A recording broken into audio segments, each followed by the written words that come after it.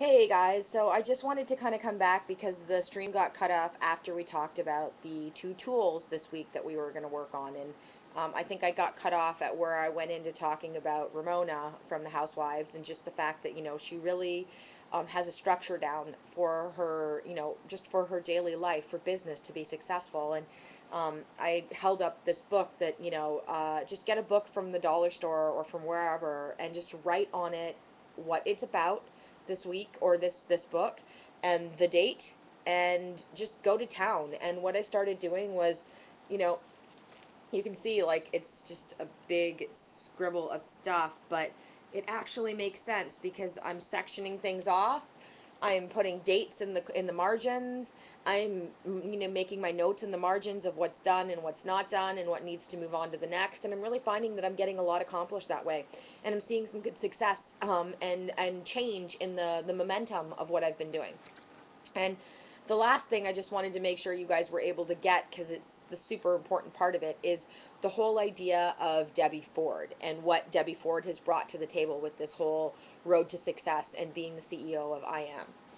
So, I will again, super, super important and cool in my life and what I like sharing with you guys every week because it's just a real surprise at week 7 for us to see how in alignment our life becomes with the things that we bring forth.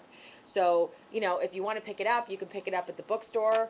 It does come with, and I'll show you, it comes with a book and it comes with these great, oh yeah, these great cards. So, and you can just pick a card for every day of the year or if however often you want. So the card that I picked this week is this one. Is this one here. Say no. And as I was saying before, it's, wow. I am somebody who doesn't know how to say no. It's such a hard thing for me to say because I feel there's so much guilt attached to saying no because you're supposed to say yes. It's like that movie with Jim Carrey, Yes Man. Everything is yes, yes, yes. But the reality is, yes is only okay to say if you mean it. And so, you know, I'll just read the card to you. And the front of the card talks about say no. Setting clear boundaries is an essential part of self-love. Saying no when you mean no is always an act of self-love that reflects that we respect ourselves and honor our own feelings and desires. Okay, well, who the heck ever taught you that? Because I didn't really hear that in life. I was told that you're supposed to say yes. Um, Although, you can say no, but most of the time people want to hear yes, and you want to please people. We want to make people happy. That's what we feel like we're here to do. But we're really here to make ourselves happy first, aren't we? So saying yes when you want to say no not only erodes your self-love, but it inevitably builds a resentment inside of you towards the very person you're trying to please, which is so true. And like I said before when I was reading it, I kind of get choked up right here, because it is a disservice to say yes to something that you really don't want to say yes to. You're not doing yourself or that other person any good. So, this week, reflect on your relationships with others at home, in your community, and make a list of any place you're saying yes where you'd actually like to say no. As you reflect on your list, consider a long-term consequence of putting your needs and desires on the back burner. Will it add to the intimacy and closeness in your relationships with this person, or will it build resentment? So the assignment this week is to respectfully and consciously deliver 3 no's, knowing that every time you say no to something you don't want, you say yes to increased self-respect and love. Uh, I said no last night and I felt super guilty, and I'm just going to have to kind of like sit back and look at that based on what Debbie Ford had to say, because it's kind of interesting, right?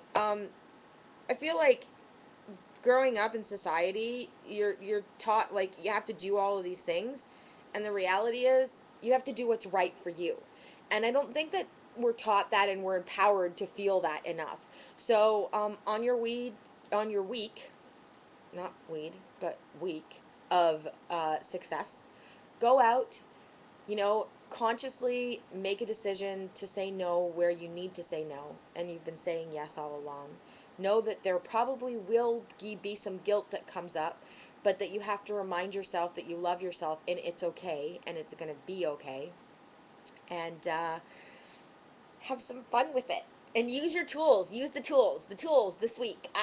Creating a top 10 of why you want to get what you want to get out of your things that you want, and reframing your goals and making them positive, making the goals positive, because when the goal isn't positive, it's kind of hard to accomplish it. And it's not even that it's hard, it's just we lose the lackluster really easy because it's not something we're motivated to do. So definitely go out and put some positivity into your goals, and make it a good one. So, let's just close out this week. I'm going to play some music while we just close our eyes and center ourselves and bring in all that energy and let it back out into the world as we walk forth into our journey. So, close your eyes, take a deep breath, love something you love, breathe it out, and have a phenomenal week. I know I'm going to. It's week 7. We're on week 7 already, and I'm really grateful to be able to share this journey with you. And if you have any comments, any thoughts, anything you want to talk about, just share it on the Facebook wall, the event wall, and have a good week. I'm taking a chance on love. Here I slide again, about to take that.